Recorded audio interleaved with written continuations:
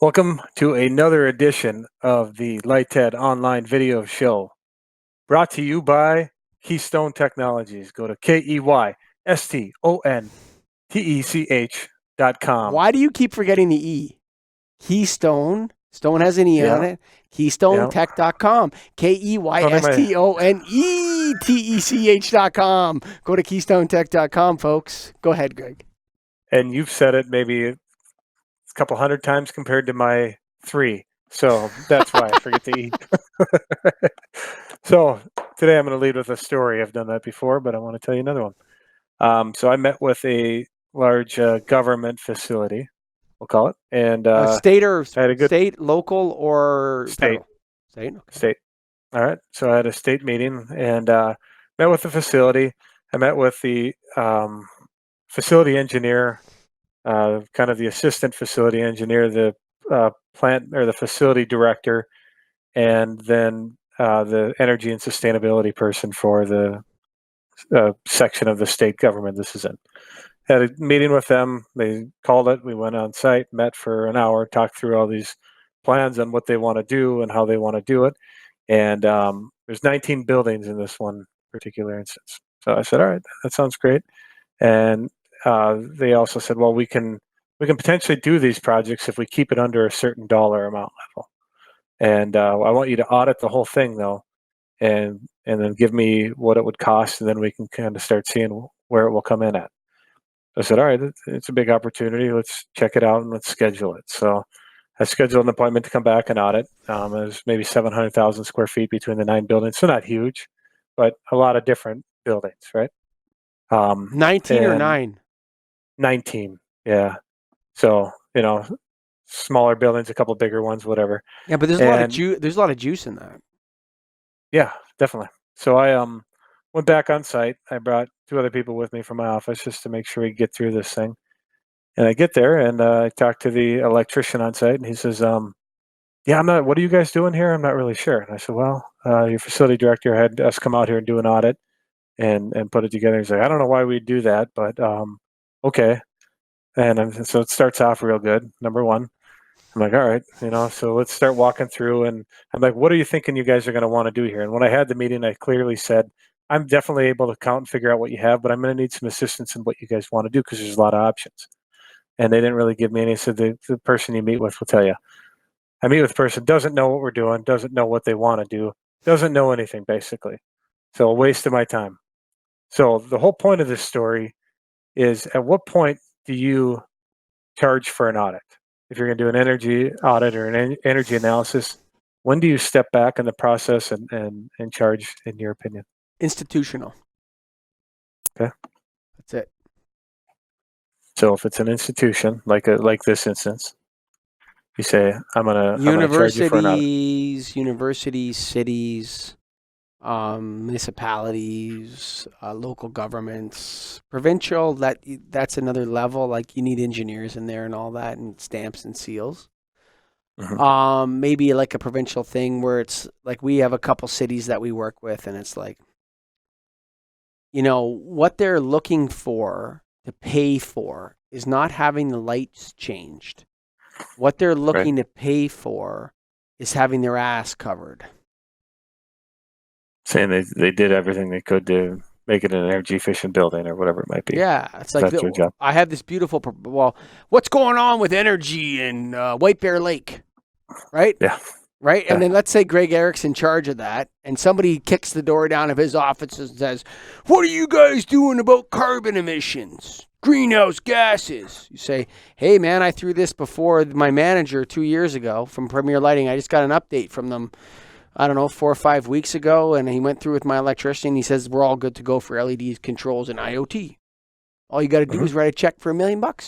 Premier Lighting's going to take care of it. Now, Premier Lighting never benefited anything from that because you counted their lights for free. And I always tell my lead generators, my people, any jamoke will let you count his lights for free if you talk to him nicely and you're super seductive and sweet. Yeah. Why wouldn't they? Come count my lights, man. Sounds great.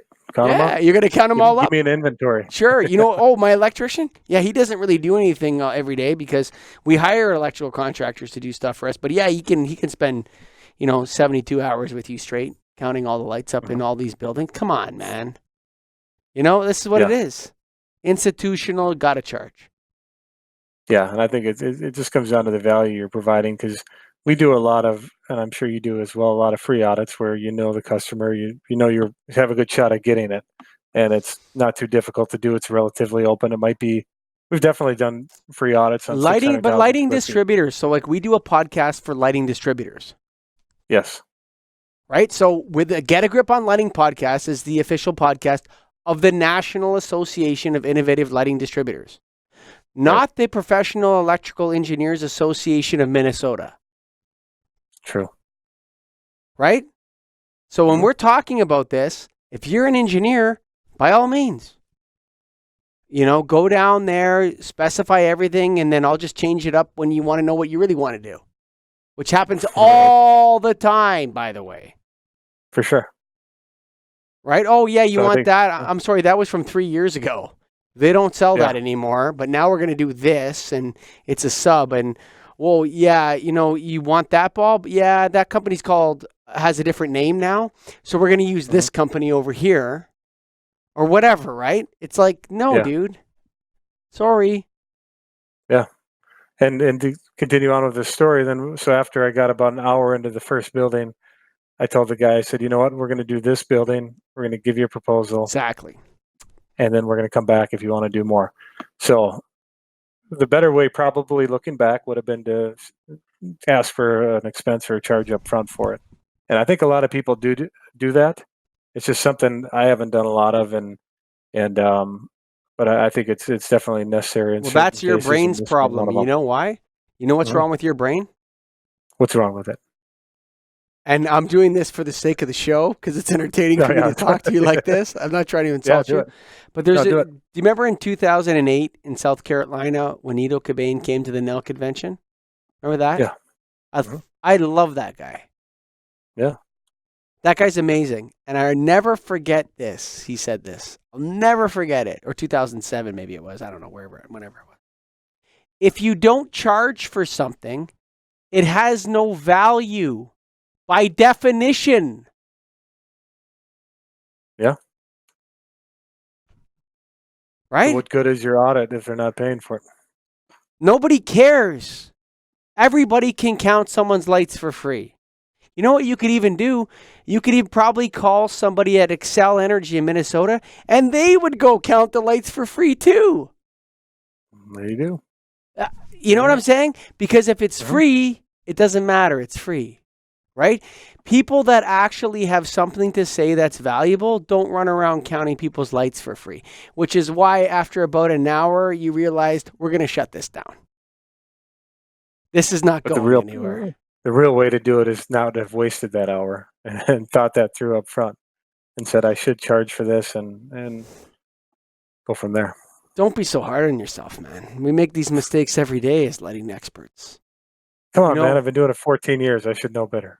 Yeah, you know what, though, man? I always tell everybody, don't beat yourself up about stuff like that because you're always going to make that mistake. You're always going to think. The real thing is whether or not. If you had told me you had to count in the 19 billions, I would have just slapped you the next time. Boom! Quick slap. Yep. But the fact that you went through I do it all the time. Like I went to this other build. So we had a lead generation company send us a lead. Okay. And we went to the place, 500,000 or 700,000 square feet. 3 levels within this with all conveyor belts.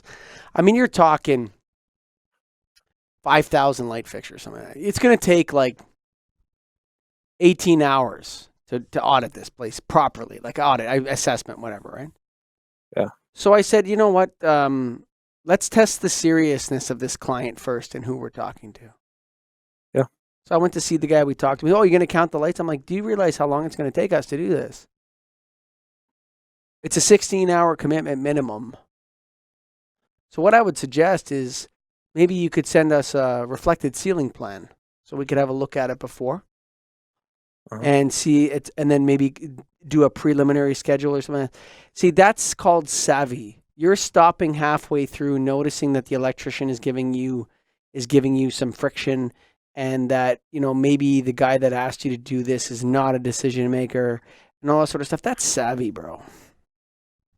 And what we're going to tell the average Light Ted Mag listener to this show is savvy is something that you learn after a decade or so at your craft.